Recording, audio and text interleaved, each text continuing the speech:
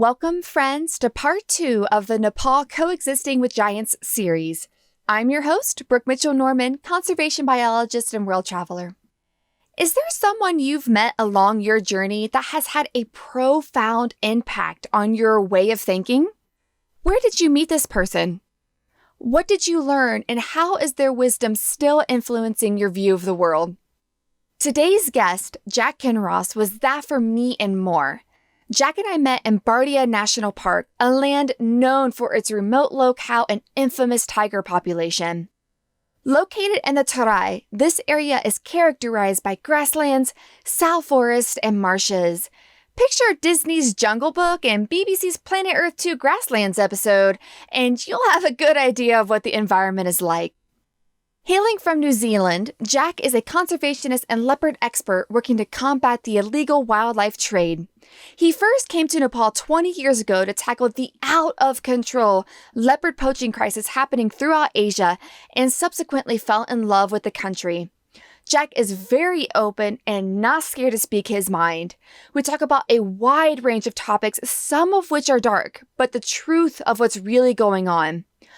If you're easily offended or talking about controversial topics makes you uncomfortable, then this might not be the show for you. But if you're open-minded and want to hear the raw reality of living with dangerous animals, then you'll want to stay right here. Absolutely no judgment either way. As you'll soon hear, the format of this episode is a little different. Jack mentions several events, stories, and concepts that might be hard to follow without any background knowledge. So I interject a few times to give you further information and help piece together the bigger picture. Okay, you're probably now very curious to hear what Jack talks about, and I'll open the floodgates now. Here, friends, is my conversation with Jack Kinross in Bardia National Park, Nepal. I think to really paint the picture of what's going on and why your work is so important, it would be really cool to take it back a step and just kind of tell us a little bit more about you. How in the world did you end up in Nepal from New Zealand? Okay. You know, a lot of people are interested in that, but how a Kiwi ended up here, well, we have this very close relationship with Nepal anyway, because it was a New Zealander and a Nepali who first climbed Everest. So historically, we go way back. I mean, Sherpa and Hillary was on those early expeditions, and Sherpa climbed the mountain together. It really bonded the two countries. And I was fortunate to talk to Sir Ed about it because we're a little country. And I'll tell you a little story on this. Everybody knows everybody. You literally can contact anybody in New Zealand. It's changing a little bit now because we're up to the huge population of 5 million. But in 2003, we did talk about it. He knew I was coming here for a kind of tiger thing. And we discussed his time here. And he said, you know, climbing the mountain was important, but only because it led him to do the real work, which is to build schools. Oh, wow. You know, that was what he saw the mountain as being the vehicle for, you know what I mean? He was an awesome guy. He was kind of like a typical gruff, kind of in-your-face Kiwi. We kind of say how we feel, but we can do it because no one takes offence. You know? we just do it, and everyone just still gets on. You know, there's no kind of like festering kind of stuff going on. And so he was very much a typical Kiwi in that respect, and I think he came in with that attitude and he got things done, you know what I mean? He was building all these schools at a time when the borders hadn't been open all that long. So he became kind of a bit of a rock star in Nepal. So Kiwis have always been embraced here, you know what I mean? Because they know we have a genuine love of the place. And for me, I was kind of drawn here by the mountains. I used to be a mountaineer, but I quickly realized there was so much more to it. And even the lowlands, you know, not many people realize, and I certainly didn't, how much of the, you know, we're on the Gangetic Plain here, which, you know, it feels like India. And the lowlands, you know, there's more people here than actually in the uplands or in the Himalaya. And it's just as integral to Nepal as this whole Himalayan perception that most people have. So I'm going to kind of jump over a little bit. So like most Kiwis and like most people, you fall in love with the place, but you quickly understand that there's things going on here. It would be better if they weren't. And so you look at, like most people, you know, how can you help? And at that stage, my involvement with big cat conservation was more around illegal wildlife trade. And I can't speak too much about that, unfortunately. One day I'll write it down when the time is right. In your autobiography. Yeah, but unfortunately it's still kind of going on, and this thing's going on. But that meant coming back during the war period, several times. And I had quite a close working relationship with the head of WWF, a guy called Dr. Chandra Gurung, who was an amazing guy. Unfortunately, he died in a helicopter crash along with a lot of other prominent conservation. And shortly after that, I kind of lost my connection with the place on a personal level a little bit because it stymied the work that I could do. And then in 2010, which was the next year of the tiger, I was frustrated with illegal wildlife trade, what was happening. We just seemed to be just getting worse and worse and worse. Not just in South Asia, but right across Asia and globally, really. So I looked at my own frame. How can I do better? How can I learn more about this country and what's really happening with the trade and immerse myself more to really understand it? Because I felt like the trips, even if it was like just a few days or a few weeks or even 2 or 3 months, I still didn't really understand Nepal. So I came back in early 2010 at the start of the year of the tiger, and it was interesting. Just before February 14, this is the Chinese, astrology. And I talked to a politician about it, and he said, well, first, Jack, never try and understand Nepal because no one does. He was a politician, and he said, none of us do. He said, I was born here, and I'm supposed to be doing good, but it's a very complicated place, and not many people really get a grasp of it. Foreigners, virtually none. And even people living here, they only see it through their own frame. Mm-hmm. And that can be driven by caste or other family structure or education or region. Mm. And because we're in a place that is it's just a bloody geographical nightmare getting from A to B, but that has dictated people's thinking a lot. I mean, if you're living in one valley, the kind of social dynamics there can be quite different to what's happening in the next valley. Wow. And then what's happening down on the plains, which kind of borders this porous border with India. So he said to me, that's the best advice I can give you, is that, you're going to just strike such a range of thinking that if you let it, it will mess with your head. And I said, well, no problem. So it was really good advice because it meant that I had to really be much more open-minded than I had been previously about Nepal, maybe, because I was frustrated with the level of illegal wildlife trade that was happening here, and because I was wondering why war wasn't being done. But then, there was a war on, and even though you couldn't always see it, you kind of came across parts of it. You're always hearing things on the news, and I never heard one bomb go off in the distance. And that was a little bit of a wake-up call. But later on, when a friend who was from Bardia almost got killed, that was quite a big wake-up call. And all these little things started to add up, and I started to understand that, people here are tired of the war, and it's affected so much of the way things work here, and obviously the way wildlife crime is combated. It's just not a high priority, and especially like here in Bardia, the army had to just go and fight the insurgents elsewhere. So the place was like a hotbed of poaching. And I couldn't get here once, actually. I had to come and pick up some information. I couldn't even get here. And another time when I did, I went down the road on a Jeep to talk to somebody. And just under 4 weeks later, another Jeep went down that road and it blew up, and landmines. And I think it was 11 people were killed. So all these things started to add up for me. The place was just not functioning properly. So how could wildlife crime be combated on any level? And Chandra Gurung, when I spoke to him around this time in 2003, it was shortly after 109 leopard skins had been seized in Kathmandu. And I spoke to him about it, and he said, look, Jack, that's just not a priority, If it had been 109 tiger skins, but we would have had to get a lot of international help to combat it. But it was just like, people went through the process, a couple of arrests made, but it just wasn't a priority. But I learned later, I could see why.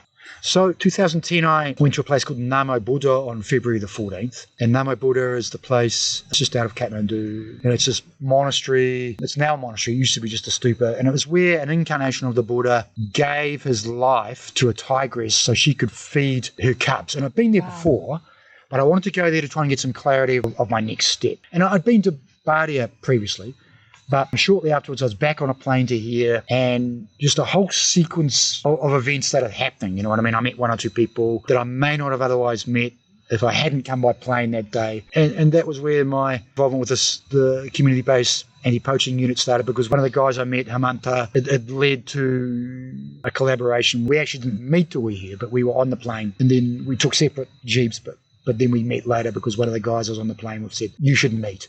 So that collaboration continues to this day. And he come back to Bardia because what had happened was his father, who was a very important man in the formation of the buffer zone here, was killed by an elephant just before I got here, you know what I mean?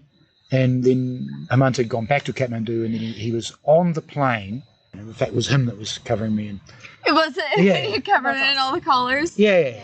You know, and there's been a lot of stuff in the 11 years since, really. So my relationship with Bardia, even though it goes back almost 20 years, I really only feel that it's been in the last 4 to 5, because I've been here most of the time, that I've really started to understand the place.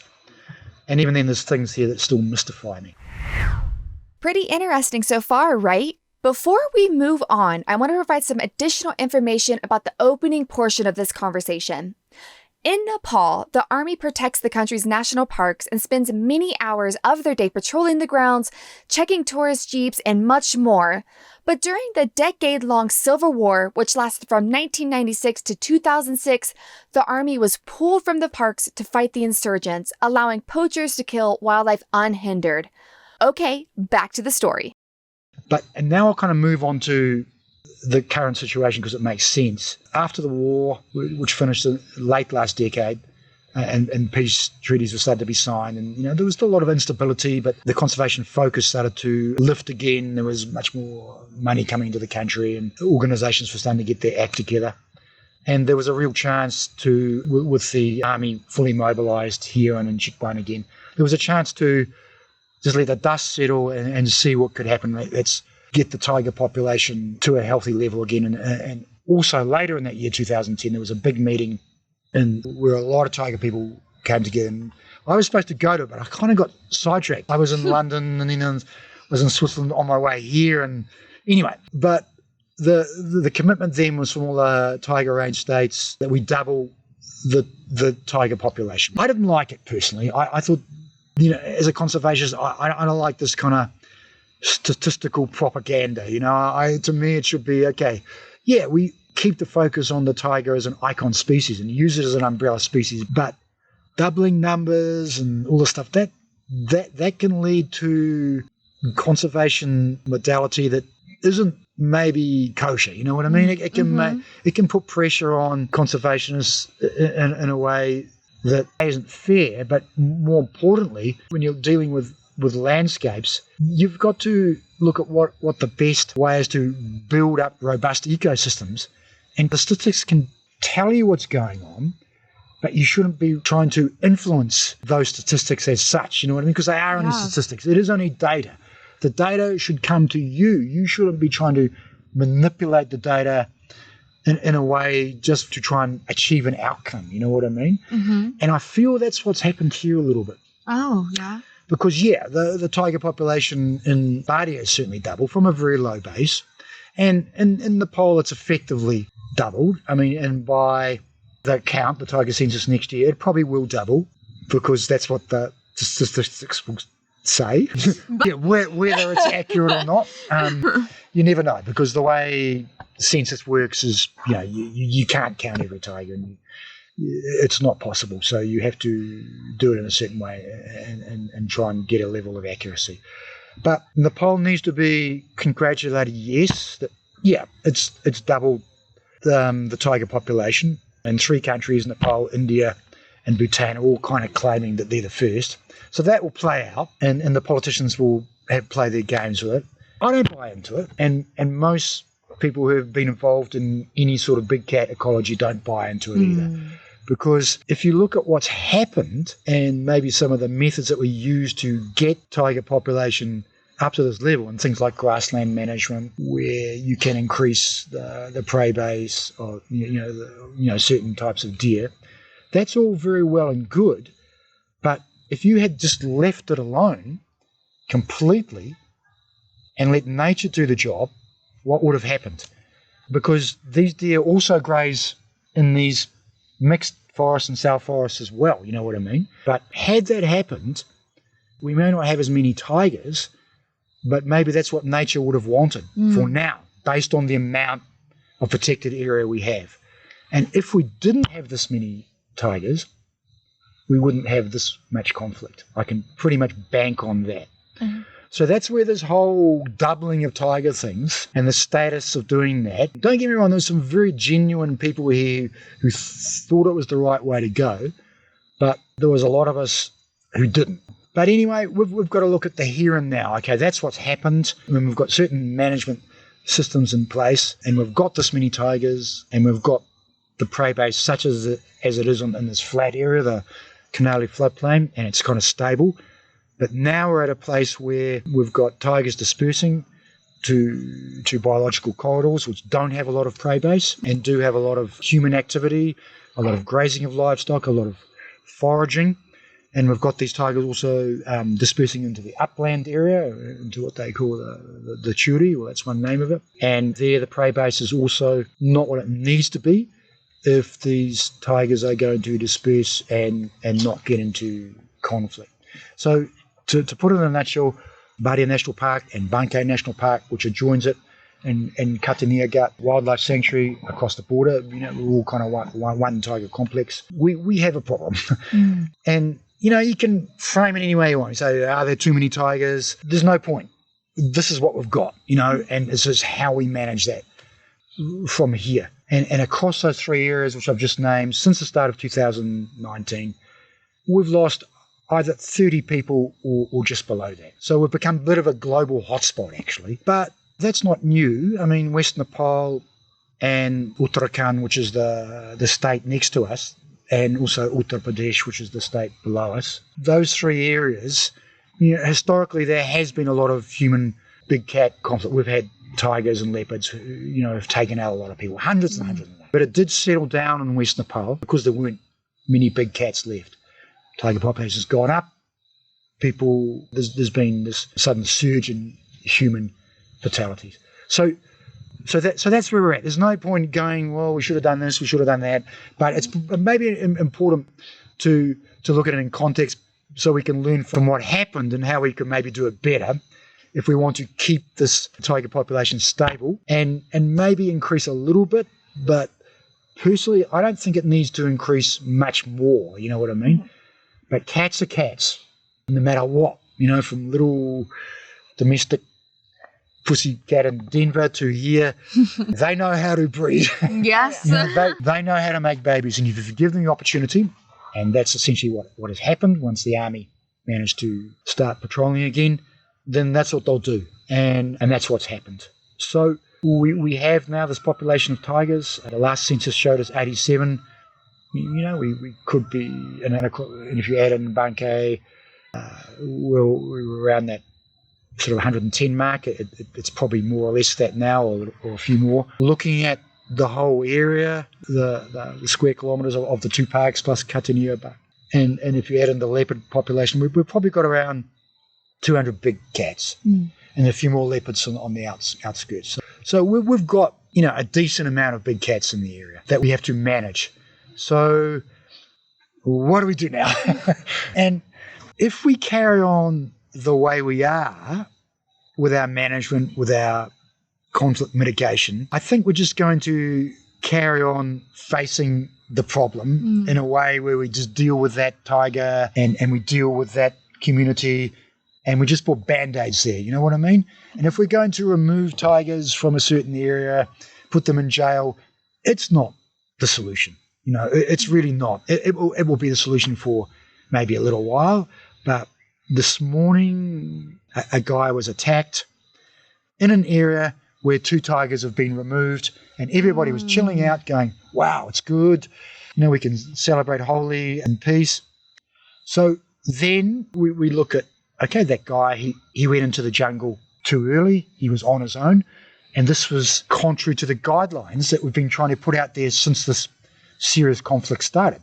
So immediately you go, well, this guy did the wrong thing. And we had that discussion this morning. And we were all sitting there going, yeah, he did the wrong thing. But just isolating his mistake isn't going to solve the problem either because, okay, why was the tiger there? It's dispersed into that area. How is that tiger managing? How is the next tiger in that territory managing? And what's going on in the whole dynamic? Are these tigers stressed, as the studies in India are showing in tourism area? I mean, are their cortisol levels at a place where the core population is breeding stressed tigers that don't know how to cope? And when they have to disperse, they're moving into these areas where they're sharing space with us, and their prey choice, their menu, is different to the ones that are safely operating in the core and the tourists come in and see and everything's wonderful. So, we have to start looking at that. And then the other thing we've really got to start looking at and bring together is what I go back to a few minutes ago, is all our perspectives, all our attitudes to tiger. And if we look at it, the people that visit Bardia, because I hear it's a great place to see tiger, which it is, they come in with a certain perspective, a certain thinking, and it's really good because their dollars, their rupees are really important, and they come in and they have their tiger encounter and take the photographs and go away feeling wonderful. Okay, and that's good. And then the people that took them into the jungle, the guides, there's an interaction between those two groups, and everything's quite positive. You know what I mean? Because they're showing them this really lush, nice area, and they encounter animals, and maybe they didn't just see tiger, they saw rhino and possibly even elephant, and obviously lots of deer and maybe some other things as well, and other species. So it's all kind of positive. So the guides are happy that these people saw tiger, or even if they didn't, they saw something else and had a nice time. So they're happy. And the hotel that those guides work for, if they're independents, there's a flow-on effect there. And they're even happier if the clients give them a tip, Rosie, Rosie, Rosie. So we have that kind of quotient to it. We have that kind of perspective. And then maybe the guides took these clients past one of the range posts, and they saw some soldiers there, or some of the game scouts, and that was a nice interaction, and all namaste, and everything's good, positives. But then those guys are the ones that are every day, sometimes twice a day, patrolling what is now quite a dangerous situation. We saw them out walking and on bikes. There's a lot of them. Yeah. Well, there's 100 soldiers just in our area, which is great. This is why we have this many. I had no idea. Wow. Yeah, it's awesome. This is where Nepal has done really well. There was a decision made a long time ago to do this, and that was a good decision.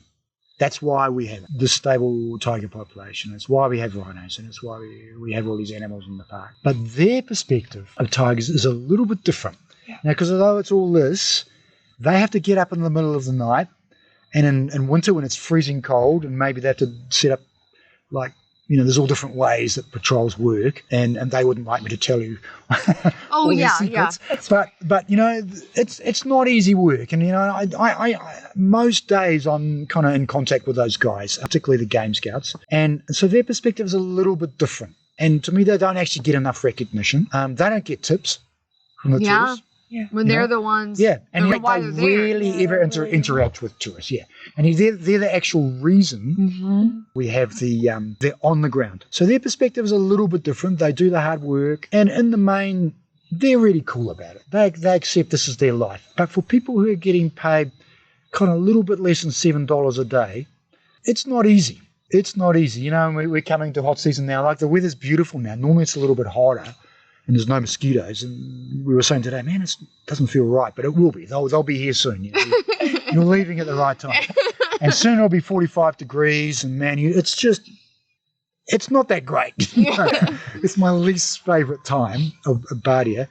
But those guys are on patrol. They can't not do it because they're too hot. They can't not do it because, they got really smashed by mosquitoes the night before and they don't feel well. You know what I mean? They have to be out there. So their perspective of tiger is a little bit different to the people who visit and to the tourism sector who kind of know what's going on, but they're still happy. You know what I mean? And then you jump to the people who are living on the fringes of the park and have to deal with tigers eating their livestock and in the last 2 years eating them. So you don't have to be a rocket scientist to work out what their perspective probably is. I can't even fathom. No. And what I'll quickly say first is in Nepal, having been to a lot of cases where particularly leopard have taken people, my heart goes out to these people, and I respect their tolerance that they've had up to that point. Phew, that was a lot to sink in. I know it was for me sitting with Jack as he was sharing this information. At the beginning of this section, Jack mentions the concept of doubling tigers. If you haven't heard of this initiative before, I'll explain further. In 2010, the Chinese Year of the Tiger, leaders from 13 countries with current or recent tiger populations came together to formulate a plan to double tiger numbers by the next Chinese Year of the Tiger in 2022. Lots of resources and support have gone into this initiative, and tiger numbers have definitely increased. Not living anywhere close to these 13 countries, I will be the first to admit that I didn't think about the possible negative consequences more tigers might bring until Jack discussed them. I'm grateful he brought this up because it made me reflect.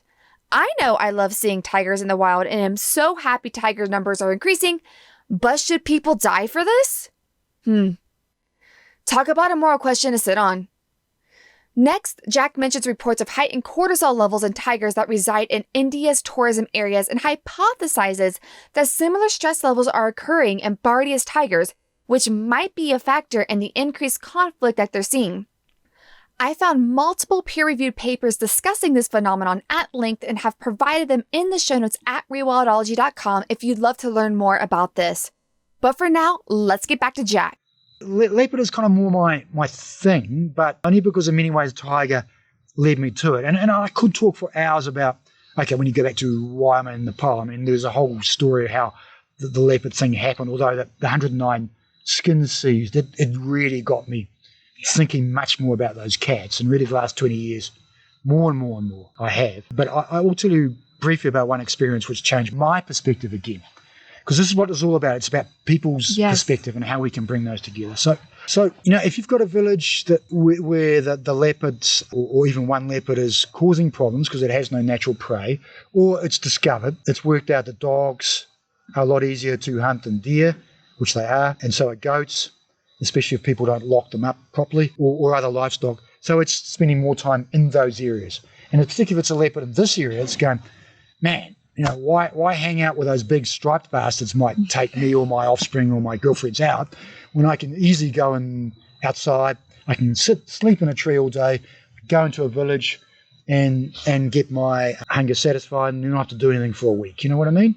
And so there's been quite a high degree of tolerance until recently with villagers on that through kind of spiritual attachment and just the way that Nepalese are.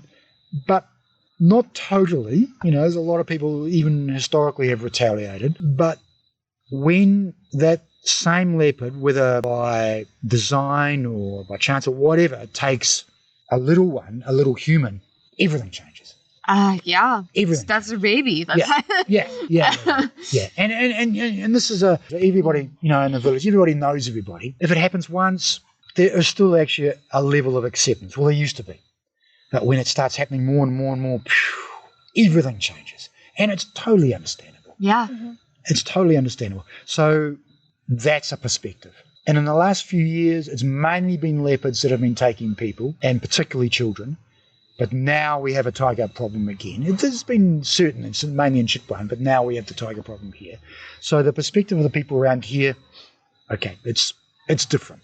Yeah. They're not getting any really direct help through the tourism industry, and so there's a good government policy of compensation, and government now will almost write the check that day. They're onto it. That's amazing. Yeah, it's good. That's amazing. Although the motivation is behind it to try to just settle things down, because there can be a lot of anger, and sometimes the wheels still turn quite slowly before the actual payment comes through. But it is good that it happens, because in some other countries it doesn't. Yeah. Nepal's got some good things going on there. But it doesn't satisfy the kind of whole safety thing, you know what I mean? Mm-hmm. Particularly if the tiger comes back. And then what we're in a situation particularly where we've been reactive. Maybe the work didn't go in as to how do we coexist, because there was this huge focus on doubling the tiger population. Which is going back to, all the reasons why. And then there's the resources caught up in doing that. You've got the anti-poaching emphasis as well, as part of that, not just ecology management, but anti-poaching, where, there's millions of rupees spent every year. But these guys are only getting $7 a day, but there's a lot of them. And so maybe the forethought wasn't there. What do we do when we have doubled the population? So now we have this perspective of people, it's quite negative. And Babu and other, we know for maybe, I don't know how long, maybe 2 years we've been going, this is we're kind of sitting on dynamite, but no one's lit the fuse. Well, the fuse is well and truly being lit. The explosions are happening, you know what I mean? And so that's where we're at right now. So that leads to this other perspective, and it's really the fifth element, which is the conservationists, you know what I mean? And we're trying to be the mediator in many ways, between the animals and the people who are affected, you know what I mean? We're the ones who are preaching coexistence and say, oh, well, you should do this, you should do that. And we're also trying to control the animals, and we were sort of implementing these strategies in that way. And this whole push-pull thing, we're trying to keep it as harmonious as possible. Well, guess what? It's not really working. It's not really working because we have these 5 different perspectives. And when I go back to the first one, which is the people coming in here, that's actually this almost romantic thing, the people sitting in laptops in New York or London planning their holiday to Bardia or Kana or wherever in South Asia. That's what they have. I want to see a tiger. You know what I mean? And that's great. That's great. It's awesome that they appreciate the magnificence of these awesome animals. But all those perspectives and all those dynamics joined together, we have a problem. We have a problem. And some people can walk a jeep and fly away from the problem and never have to worry about it. Some people can still be making their rupees. Even some of the people that work in the park, their 2-year shift will finish and they'll go to a mountain region. They'll go, God, thank God I'm away from there. But the rest of us, the local conservationists and the community, we're still here. Yeah. And, how do we deal with this thing? And now I think we're right on the cusp of either getting it really wrong or we can maybe get it right. And we're sitting on the knife edge, I feel. At the moment, there's a little lull because the problematic tigers have gone to jail, but a guy got bitten on the ass this morning. And he's in hospital, you know what I mean? And he was lucky. But he's still here. Yeah, he was lucky. It sounded like it was simply an encounter, a disturbance, because if the tiger really wants to take you out, it will. Yeah. It will. I've just been to where this cow was killed. And, everything pointed to it being leopard, but normally a leopard will grab on the neck and bite. Really seen the wound quite clear. This looked like a whack. Because when a tiger gives you a whack, it's all over pretty quick. And it's the same for us. And we have a saying, if you're going to get taken out, it's better to do it by tiger than leopard, because leopard they kind of take their time. They're smaller. So, whereas tiger, they're so powerful, whack. So they could have easily done worse with this guy this morning. So we can look at it and go, okay, he did the wrong thing. And even I wrote it on a post this morning because I gave a warning yesterday. And even though it was a different area, it happened.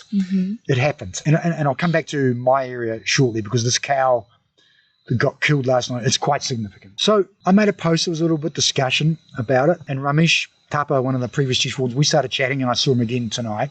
And because I mentioned education. And he said, yeah, but is it really education or is it attitude? Because, and he was dead right, and something we've all talked about, you can have a bloody PhD, but you still don't know how a tiger behaves. Even though you may have that PhD in some sort of tiger dynamics, you don't know how that tiger behaves, the one that is now eating cattle next to that village. You know what I mean? The only people that have an idea how that tiger is behaving are those people, because they have to put up with it every day. Their fear factor comes in, their livelihood impact comes in, and their perspective comes in. You know what I mean? So they may make a choice. They have to listen to all the reasons why we have to save the tiger. But his family is living in fear, the whole village is living in fear, and so they have choices. They can insist that tiger gets removed. They can retaliate, maybe poison. or they can learn to live with that animal. And I don't think we've been giving them the right tools to do that, because we can say, yeah, you've got to change your attitude. You've got to keep safe, and you've got to do the right thing. You've got to look at our guidelines.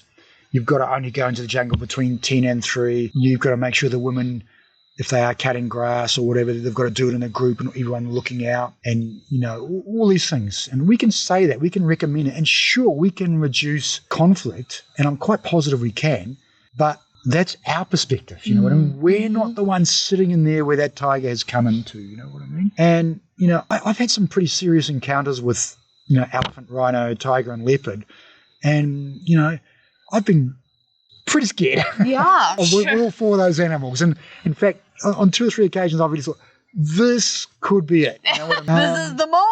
Yeah, You've had a good life. Yeah. And believe me, your life doesn't flash before you.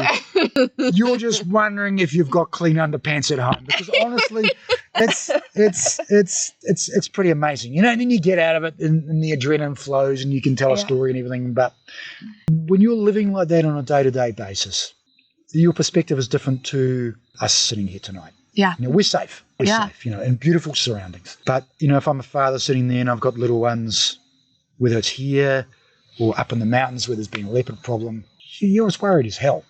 So you make decisions based on those fears.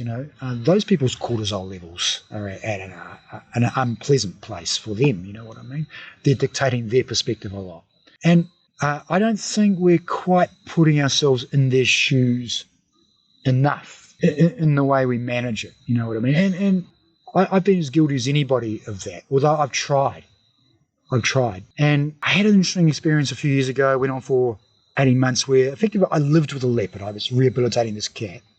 And I'm not going to go into detail on that now, because I do need to sell books later. But, so your whole story right now. Yeah. People see it and go, "Oh, we don't need to buy. We heard it on we heard the it podcast." already. Yeah. But no. I have told a lot, and I have got an ebook coming out next month, which we'll go into. But the reason I want to tell a little more of that is because I did manage to see a lot of the world through that cat's eyes. I had some incredible experiences because of that. You know what I mean? I saw him change his behavior when humans were close, because I imprinted on him, and we became isolated. So he saw me as something else, just as he would have seen his own guardian in the forest, which is a mother, is different, because his own mother is different to another leopard, because they avoid other leopards. They're kind of solitary animals, but they're solitary in the way that the families are solitary, the family group, if there's a mother and 2 or 3 leopards, they stay away from other animals most of the time. Not always. There's more and more evidence that the father or even other relatives, sometimes they get together. We're still understanding this. But we're starting to think that's happening because they have no choice. Because to share a kill, maybe they have no choice to do that, and they're changing their behaviour. So their tolerance of other big cats of their own species is increasing. But that tolerance is only within species. It's certainly not. There's certainly no tolerance between a tiger and a leopard. There's none. Like a leopard will take out tiger cubs if it can, and a tiger will take out any spotted cat that it can. So I guess what I'm saying is I managed to get a different perspective of how this particular cat, and that's him there.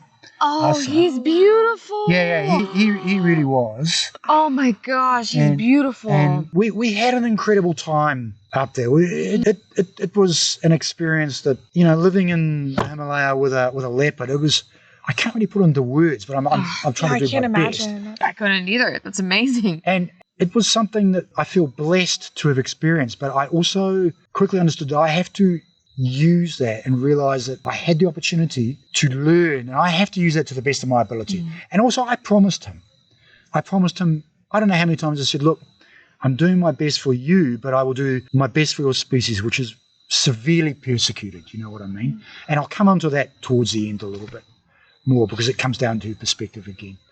So I did see the world through us eyes, and literally I did sometimes, because we would be sitting there together watching humans in the distance, and they didn't know we were there. And if they got too close, he would move. He would get away. It was real fight or flight stuff. And I remember once we were on this ridge line, and he sensed activity before me, and it was a farmer coming up with some buffalo, and he shot down quite a steep slope and stopped. And I ran down to be next to him, and I put my hand on him, and he bit me because he didn't want to be impeded in any way. And then he shot down another about 20 metres, and he wanted to be at least 50 metres away, and we watched together in quite thick vegetation. We watched this guy move through with 3 or 4 buffalo, and we just watched them quietly go past, and I was dictated by us's behaviour as to when we move. You know what I mean? I let him call the shots, which as he got bigger and bigger, I let him do. And as time went by and we were slowly separating, it would be more and more days before I would find him, or sometimes he would find me. I won't go into the details now, but I would set up these kind of food grids for him, and I would have to lug food up for sometimes 6-8 hours, you know what I mean? Ooh. But then as he was starting to hunt himself, I would have to do that less. And then we completely separated, as I wanted to happen naturally. But my learning in that time was that he wanted nothing to do with any other human being. And his tolerance towards me was growing less and less, I think partly as his guardian, but also as a human as well. He was starting to understand that, he knew that I wasn't a leopard, obviously, but there was an understanding between us that I was doing my very best. And he wasn't always that appreciative. I mean, one day he took one of my boots up a tree, and it took me 2 hours to throw stones before I managed to hit one of the boots. He came down. We had a lot of fighting. There's a lot of stories I could tell you about that, and I will one day. It was one of the better relationships I've had, but it was incredible. It was incredible. So I had an opportunity to learn, which I did to the best of my ability, I think, but I had to take it to the next step of what do I do next. So I got his perspective, and my attitude towards the way we should relate to big cats changed a lot. And Barbara will tell you, I'm a little bit intolerant right now, when people disturb my tigers or leopards, I don't like it. And if tourists are with a good guide who is responsible, cool, because the tiger is still in control. But sometimes that's not always happening, you know what I mean? And some rescues or some other encounters, I can get a little bit fractious about it because I'm going, no, that's not right. You know what I mean? I've been on rescues and all sorts of situations. So, no, you've got to do it like this. We've got to control this crowd. There's certain things we have to do to let this animal settle down and also show it a bit of respect. And that was the other word that came in my conversation with Ramesh today. We had education and we had attitude and we brought in respect, those 3 words. And it's how we kind of bring all three things together, but looking at all those different perspectives. Mm-hmm. Because I think we've all been a little bit guilty of being more biased towards our own perspectives. Right. And even as a conservationist, I've done that. And even because I managed to see the world through a leopard's eyes as much as was almost possible, I still have to always look at the perspective of that villager. And when I've gone to villages where, there's been a man-eating leopard, and I like using that phrase, but it's the one that everybody understands, and a little 4 or 5-year-old's been taken, and I've had grandmothers and other people just sobbing, just, gripping, going, please, you do start to understand their perspective. Mm-hmm. You do, you know what I mean? Absolutely. So that's why I can also get a little bit fractious with statistics again when people start talking about how many people have been killed by a tiger or leopard in a certain area, and they're saying, well, they should have done that. I go, well, hang on. It's not your fucking kid that's been killed. Yeah. And sometimes people are a little bit guilty of not putting themselves in humanizing the situation. Yeah. Generally they do, but maybe more as far as what needs to be achieved and for us to get the outcome we want, which is a more harmonious coexistence, which we know can never be perfect. But if we can reduce this conflict to a level that there is 1 or 2 fatalities here and there, everyone will accept that that's just where we're living and that's just life. you've still got more chance of going over a steep slope on a bus in Nepal than you have got eaten by a tiger. You know what I mean? And most people will accept that. They really will. But because we've had all this conflict of late, as severe as it can get, which is someone dying, perspectives are afraid. So everyone's reaction has been because of that. We've been really reactive. And that's a little bit disappointing because, Babu has taken guidelines down to some really high-risk areas, and the armed police forces have done their best, but the people didn't listen, and so we've gone, what do we do? What do we do? And the boys in NTNC are going, it's the people.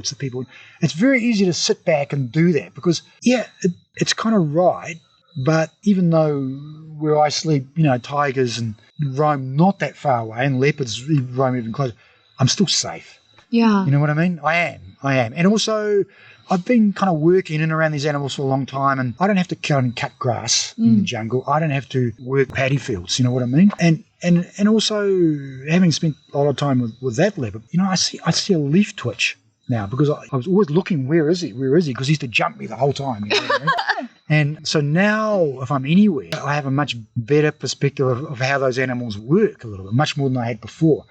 And they can really sneak up on you. So the guy working paddy field or sugarcane or the woman cutting grass, if the tiger decides, I don't want them here, or worse still, because of some things that have been happening, I'm hungry, you don't stand much of a chance, you know what I mean? I probably stand more chance than you because I'm a taller monkey. But to them, I am only a monkey.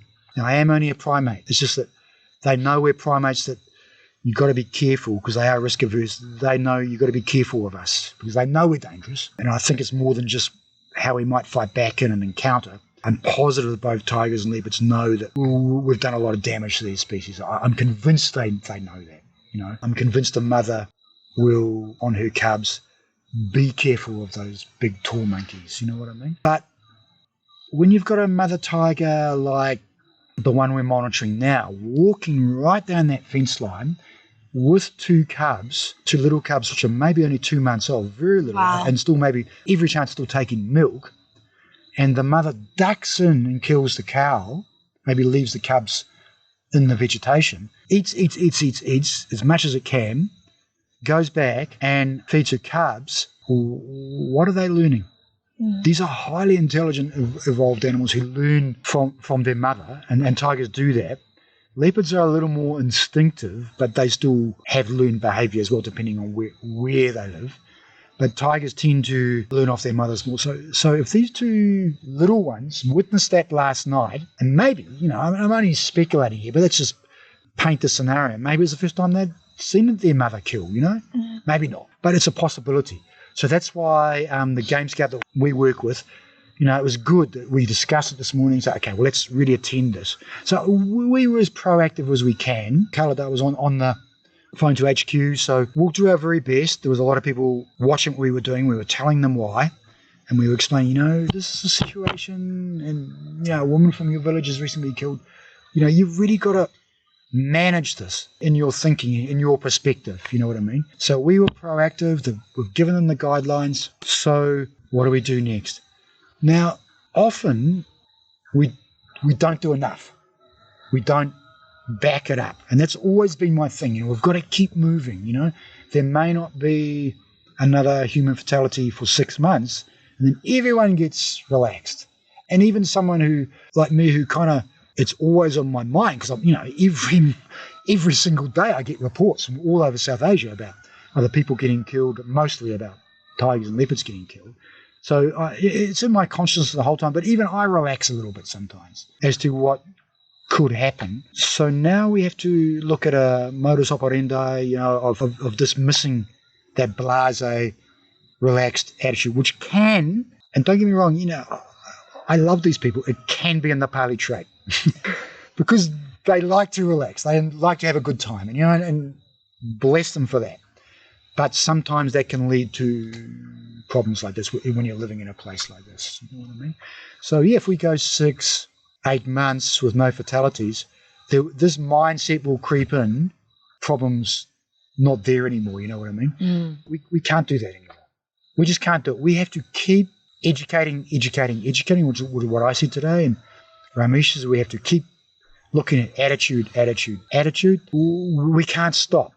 And that's where we've gone wrong in the past, I think. And maybe we got a warning shot today we're in this area where 2 tigers have been extracted, 3 people killed, I think, but someone was attacked today. So, it can still happen.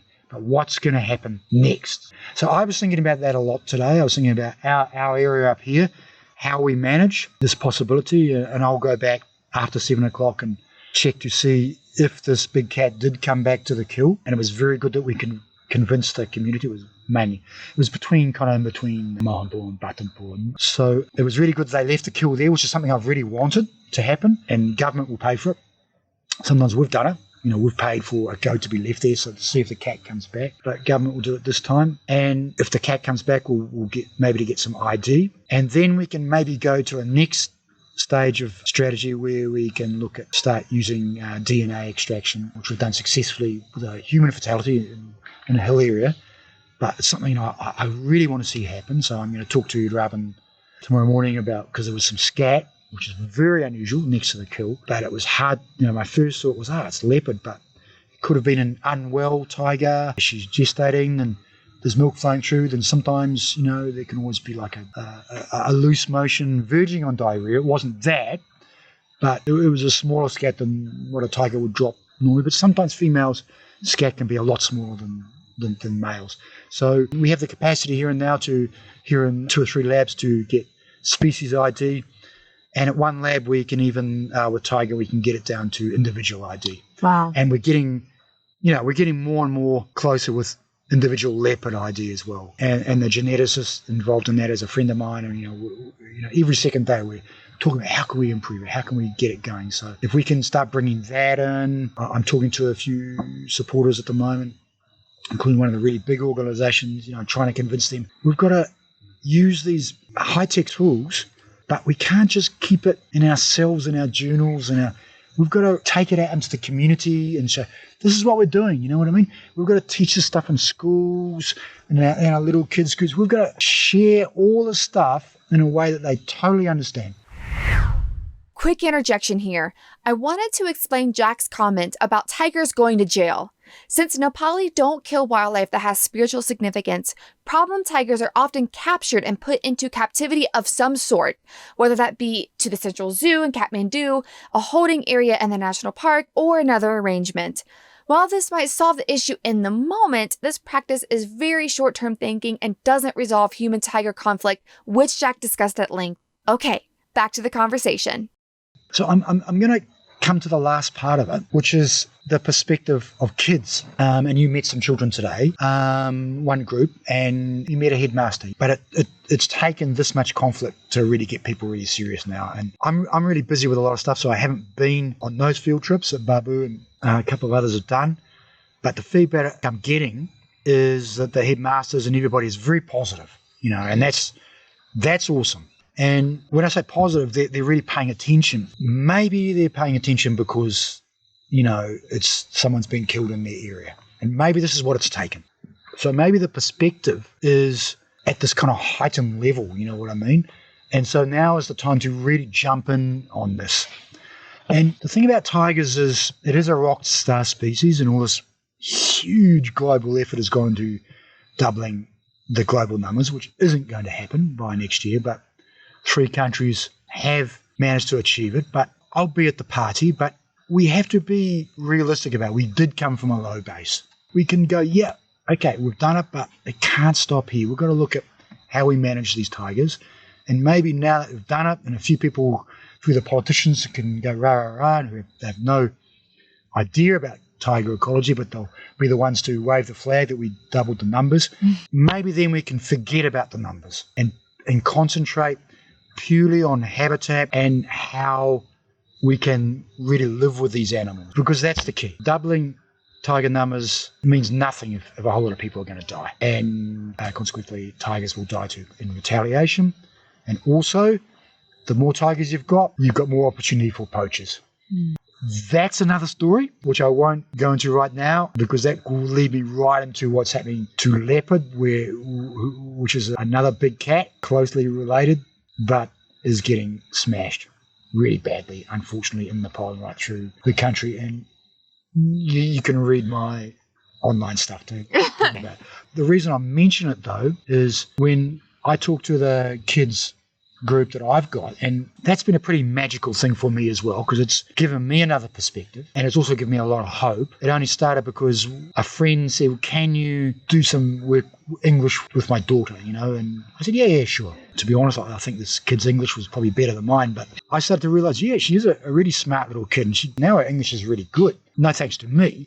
It's because she's a smart kid. But then I said, hey, let's get a little wildlife group to get together. So she got a family. And before COVID, we actually had managed to outreach to 200 kids. It just grew from that. And now we're looking at it as a tool to how we can mitigate this conflict. So the tiger is the rock star because that's almost the perspective that it's almost like celebrity culture that we've almost been kind of like manipulated to do.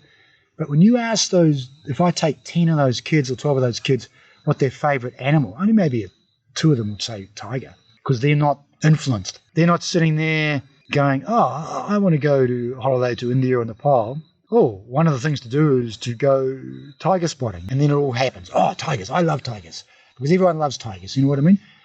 Their perspective is different again. And to me, it's the most important perspective because we can get them on the right track and not in a skewed way that maybe all of us have been. You know what I mean? The conservationists has all this stuff thrown stuff at us. The community has the kind of village talk. They get told by conservationists what to do, and then something goes wrong and their own consciousness takes over. But with these kids and how we get the information out there, and that's why we want to back up the guidelines as soon as possible in these highly affected areas with some storytelling and a way of explaining that isn't this is how you do it kind of stuff. It's more like, we're very lucky to have these animals, but these animals are why we have the air that we breathe is because of these animals, because of this forest.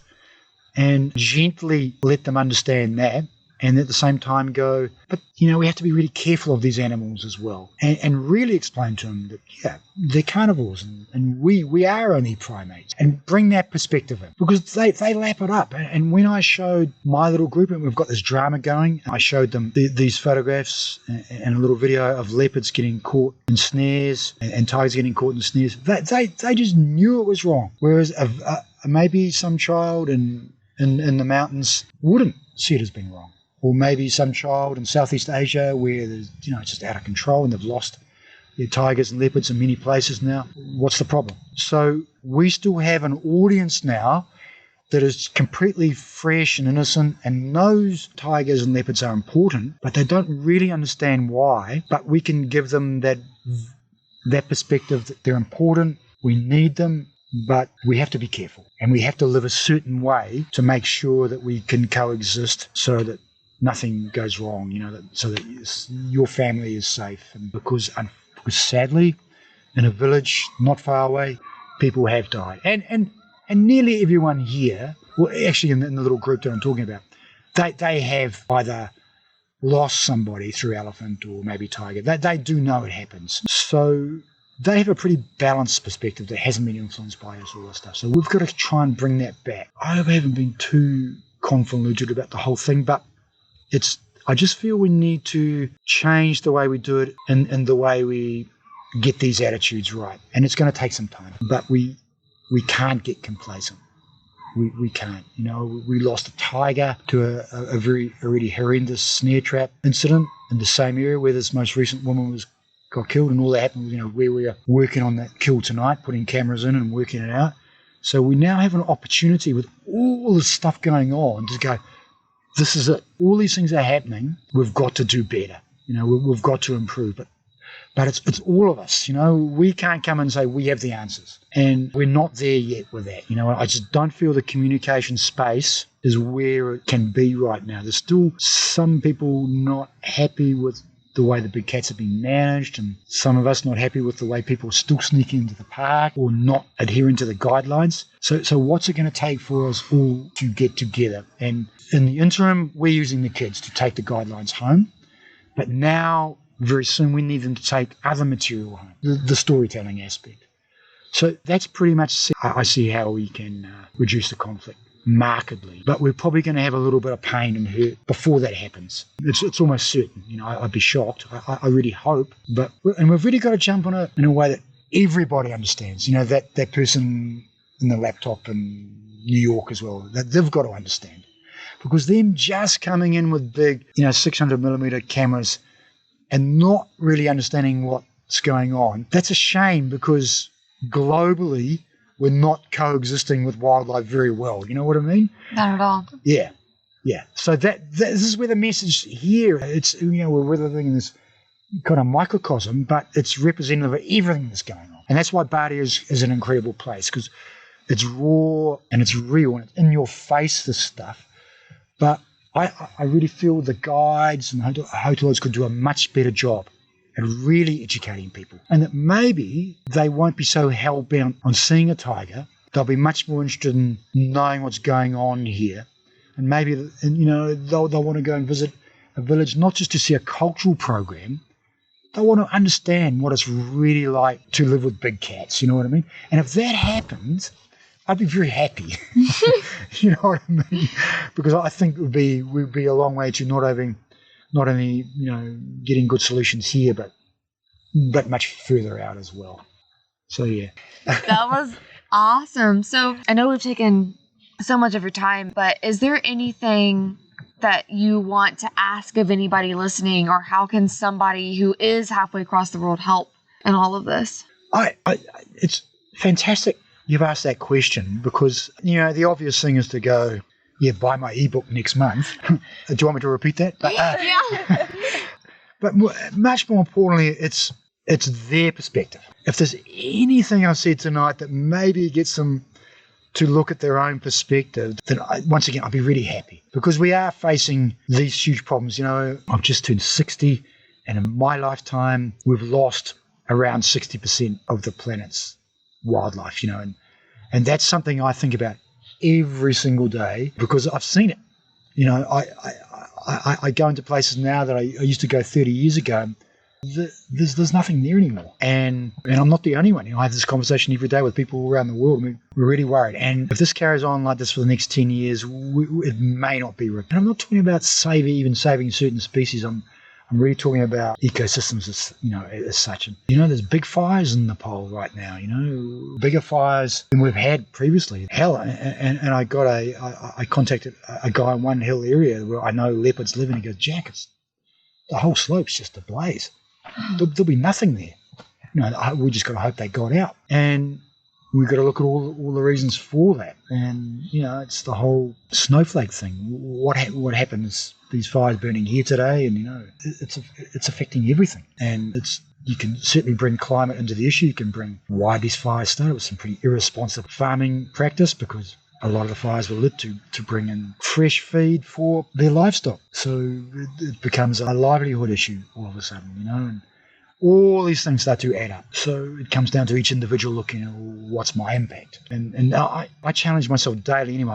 I've been in that habit for a long time. And since COVID, I've heard a lot of talk about, we've got to do better and change our ways, but I haven't a lot of government speak. It's only come from people like us. And sadly, I haven't even heard it from friends outside the conservation sector. I haven't heard any of them challenge themselves. I've heard a lot of people complain that they can't travel. And I'm thinking, well, if we're not getting the message across, we're also failing as conservation. But I'm not going to beat myself up on about that, because we are trying, But once again, if we can get that message across in a storytelling way to children, then we can possibly get that generational change. But if we don't, I also have a grandchild now who I haven't met yet, apart from on my phone, and I really worry about the consequences of our actions now. So the microcosm of how we can live with these tigers and these leopards, but that's just representative of a huge picture.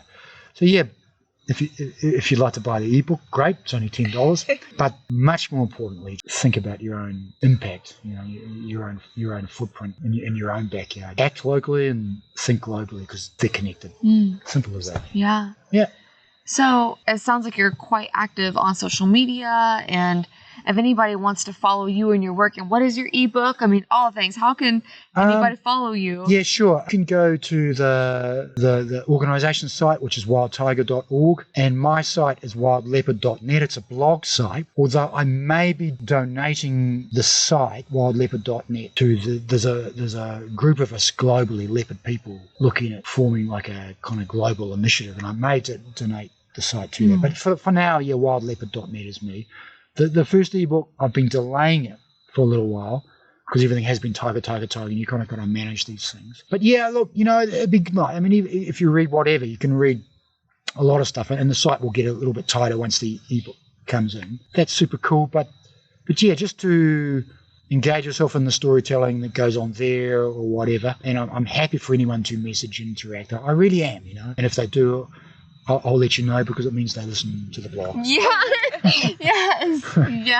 So yeah. Please, I welcome any sort of engagement. You know what I mean? And yeah, if they want to go that next step and help, like I say, it's more about how we can all tell stories and make some change. And I would love to report in a year's time, we had no more fatalities. That would be freaking awesome. Yeah. But let's do our best. But we actually have to do our best, We can't just talk about it. And there's some awesome ideas out there. And we're right on the verge of stuffing it up if we don't act now. And that really comes from the heart because I've seen it. Yeah. I've seen it. And if you do take it right back to the human level, which is a little bit what it's like now. I mean, it's very raw coexistence when someone dies from being killed by a big cat. It's just like it's raw when you see a leopard caught in a snare trap. It's as real as it gets, and then having kind of witnessed both, I just don't wish that on any human being or any big cat. It's just not right. So we've got to really look into our hearts on this as well. And the last thing I'm going to say is something one of the most fantastic conservationists who's ever lived. He's a hero of mine, a guy called George Scholler. He said, conservation can't just come from the head. It's got to also come from the heart. I think that sums it up really well. So yeah. Awesome. Well, This was amazing, Jack. Thank you so much. Wow. Talk about an intense, fascinating conversation, right? I really love Jack's call to action for all of us to reflect on our impact and perspective and devise ways that we can help wildlife, local communities, and our planet. If you go through this exercise and have ideas you'd like to share, please reach out on social media or email. Just look up Rewildology and you'll find me. Next week, the Nepal Coexisting with Giants series continues with more raw stories and engaging conversations. Can't wait to meet you there. The Nepal Coexisting with Giants series was recorded in March 2021 with me, your host, Brooke Mitchell-Norman, and fellow conservationist Courtney Gonzalez. All of the stories shared are from the guest viewpoints and their first-hand experiences. A special thanks to the Katie Adamson Conservation Fund for helping to support this series through their Conservation Travel Fund and connecting us with their amazing Nepalese partners. To hear more about KACF and their founder, check out episode 2 with Dave Johnson. If you're liking the show, hit that subscribe button so that you never miss a future episode. If you're feeling super squirrely, share this episode with someone you think would enjoy it too. Sharing is the best way to help the show grow, and I couldn't do it without you. Until next time, my friends, together we will rewild the planet.